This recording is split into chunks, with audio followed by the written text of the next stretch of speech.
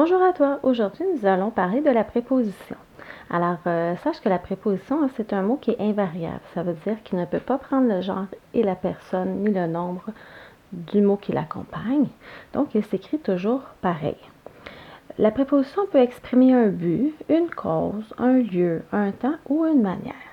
Alors, il existe plusieurs prépositions. Tu as des prépositions de un mot et tu as aussi des prépositions de plusieurs mots. Alors, je regarde une liste avec toi et après, je fais un exemple dans une phrase. On va repérer les différentes prépositions. Alors, voici des prépositions de un mot. Alors, j'ai à, de, par, pour, sans, avec, chez, en, entre, vers, sur, sous, depuis, devant, contre, parmi, pendant, malgré, et il y en existe encore plusieurs autres. Une façon de savoir si tu as une préposition dans ta phrase, c'est d'utiliser le dictionnaire qui va pouvoir te donner l'indice si ce ne sont pas des prépositions qui se retrouvent dans ma liste. Il y a aussi des prépositions de plusieurs mots.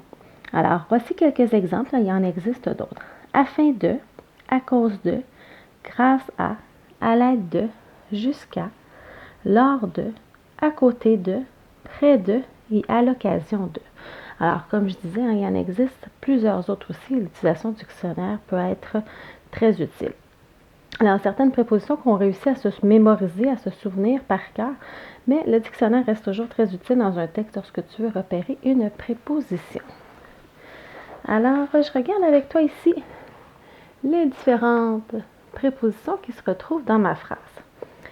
Alors, ici, j'ai la phrase « Chez moi, près de la cuisine, il y a un chat noir à côté de la table à manger. » Alors, dans ma liste, je sais que « chez » est une préposition. C'est une préposition à un mot.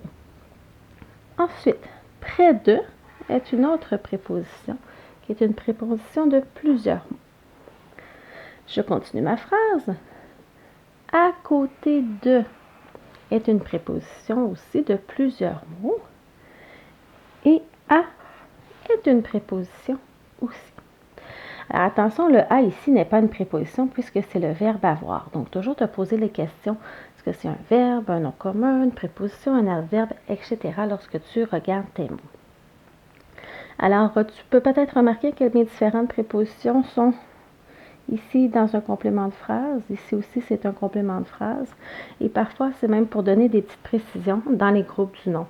Donc, c'est des petits indices parfois qu'on a une préposition donc, dans notre phrase.